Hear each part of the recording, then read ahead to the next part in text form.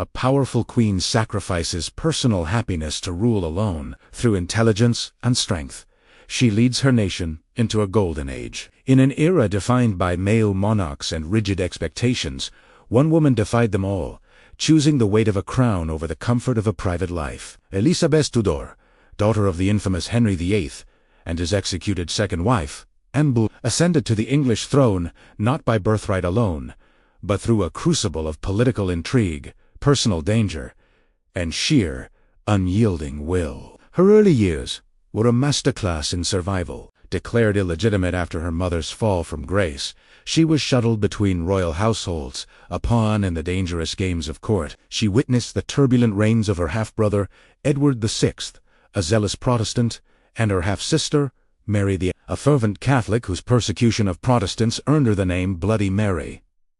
During Mary's reign, Elizabeth faced her greatest peril. Implicated in plots against her sister, she was imprisoned in the Tower of London, the very same fortress where her mother had met her end. Every sunrise could have been her last. It was here, in the cold stone cells, that she honed the cautious, calculating political instincts that would define her rule. She learned to mask her true thoughts, to speak in careful ambiguities, and to trust no one completely. This harsh apprenticeship forged a leader of remarkable resilience and profound insight into the human heart and the treacherous nature of power. When she finally inherited the throne in 1558, at the age of 25, she took control of a kingdom fractured by religious conflict, crippled by debt, and threatened by the formidable powers of France and Spain. The task before her was monumental, a challenge that would have crushed a lesser spirit. Elizabeth's first and most critical challenge was to heal the deep religious wounds that tore England apart.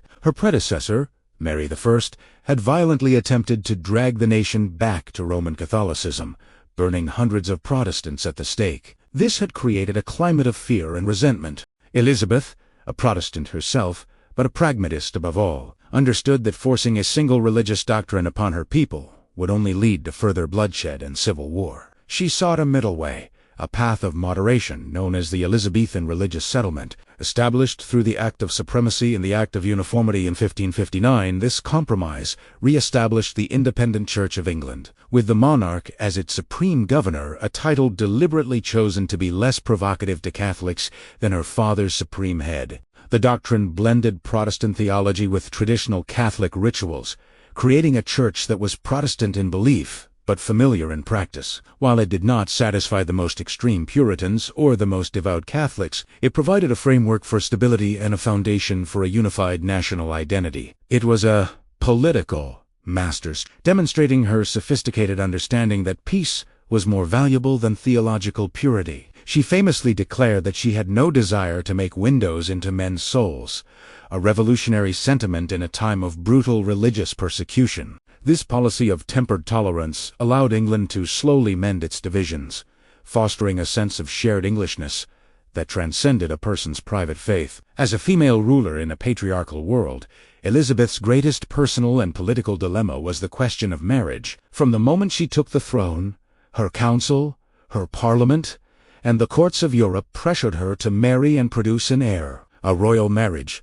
was the ultimate diplomatic tool, a means to forge alliances, secure the succession, and provide a king to govern. Suitors came from across the continent: Philip II of Spain, the Archdukes of Austria, French princes, and even her own courtier, Robert Dudley. Each proposal was a political landmine. Marrying a foreign Catholic could drag England into continental wars and reignite religious strife. Marrying an English nobleman could create jealousy and factionalism at court. Elizabeth masterfully played this game for decades. She used the prospect of her hand in marriage as a diplomatic bargaining chip, keeping potential allies hopeful and potential enemies off balance. She flirted, she negotiated, she delayed, but she never committed. This extended political courtship became known as her Virgin Queen strategy. In a powerful speech to Parliament, she declared herself married to her kingdom, holding up her coronation ring as a symbol of her sacred bond with her people. This was not merely a romantic notion, it was a profound political statement.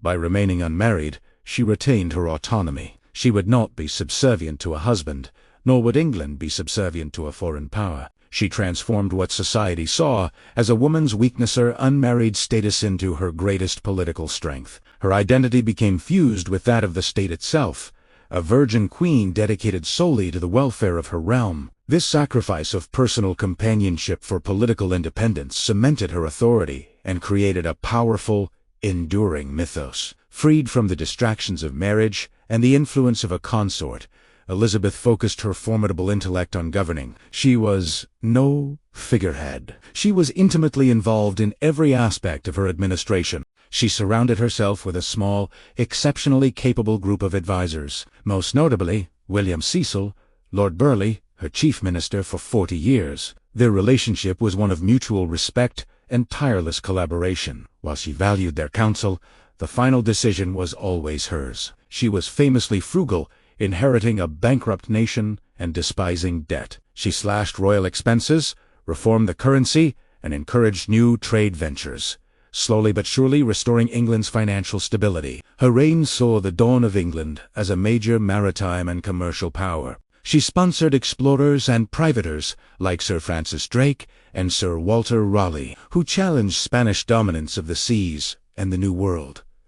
While their actions often bordered on piracy, they brought immense wealth back to England and expanded its global influence. The founding of the East India Company in 1600 laid the groundwork for the future British Empire. This economic expansion was matched by a flourishing of the arts. The Elizabethan era is synonymous with a cultural renaissance. The Queen herself was a great patron of the arts, and her stable, prosperous reign created an environment where creativity could thrive. Theaters flourished, producing the timeless works of William Shakespeare and Christopher Marlowe, playwrights who captured the dynamism and complexity of the age. The poetry of Edmund Spenser and the music of William Byrd and Thomas Tallis defined a new, distinctly English cultural confidence. This golden age was a direct result of Elizabeth's leadership.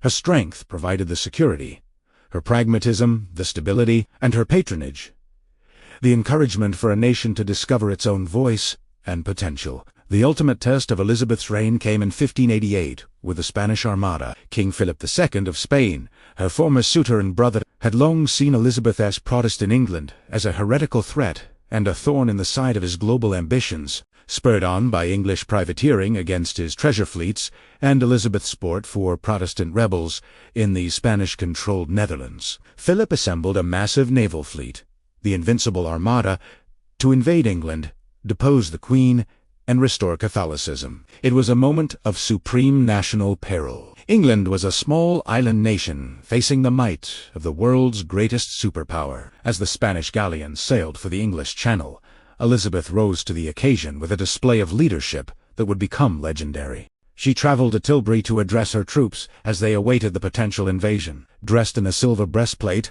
over a white gown, she delivered one of the most iconic speeches in English history. "I know I have the body of a weak and feeble woman," she proclaimed, "but I have the heart and stomach of a king, and of a king of England, too." Her words electrified the soldiers and the nation, galvanizing them with a defiant spirit. The English Navy, though smaller, was faster and more maneuverable. Led by commanders like Lord Howard of Effingham and Sir Francis Drake, they engaged the Spanish in a running battle up the Channel. A combination of English tactics, including the use of fireships, and a severe storm that scattered the Spanish fleet, hailed by the English as a Protestant wind, led to a stunning and decisive victory. The defeat of the Armada was more than just a military triumph. It was a profound psychological victory that secured England's independence, confirmed its status as a major naval power, and vindicated Elizabeth's long reign. After a rule spanning 44 years, Elizabeth died in 1603 at the age of 69.